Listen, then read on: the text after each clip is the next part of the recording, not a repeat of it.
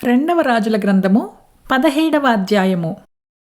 అయినను మీ దుర్మార్గములను విడిచిపెట్టి నేను మీ పితరులకు ఆజ్ఞాపించినట్టియు నా సేవకులకు ప్రవక్తల ద్వారా మీకప్పగించినట్టియు ధర్మశాస్త్రమును బట్టి నా ఆజ్ఞలను కట్టడలను ఆచరించుడని సెలవిచ్చి ప్రవక్తలందరి ద్వారాను దీర్ఘదర్శుల ద్వారాను యెహోవా ఇశ్రాయేలు వారికిని యూదా వారికిని సాక్ష్యము పలికించినను వారు విననివారై తమ దేవుడైన యెహోవా దృష్టికి విశ్వాసఘాతకులైన తమ పితరులు ముష్కరులైనట్లు తామును ముష్కరులైరి.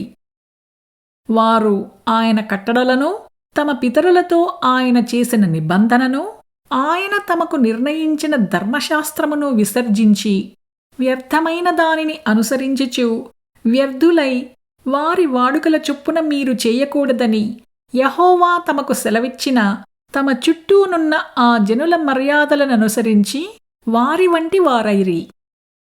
వారు తమ దేవుడైన యెహోవా ఆజ్ఞలన్నిటినీ అనుసరింపక పోత విగ్రహములైన 2 దూడలను చేసి దేవతాస్తంభములను నిలిపి ఆకాశ సమూహమునకు నమస్కరించి బయలుదేవతను పూజించిరి.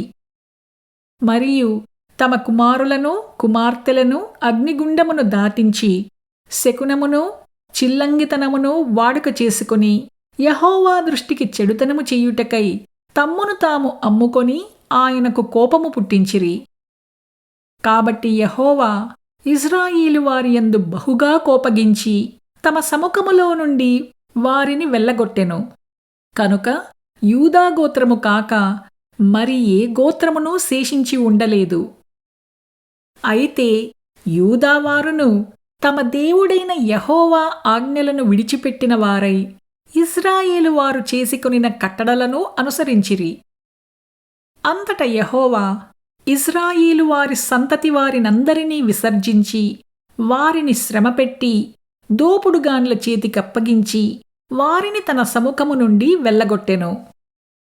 ఆయన ఇశ్రాయేలు గోత్రములను దావీదు ఇంటివారి నుండి విడగొట్టివేయగా వారు నెబాతు కుమారుడైన యెరోబామును రాజుగా చేసుకునిరి.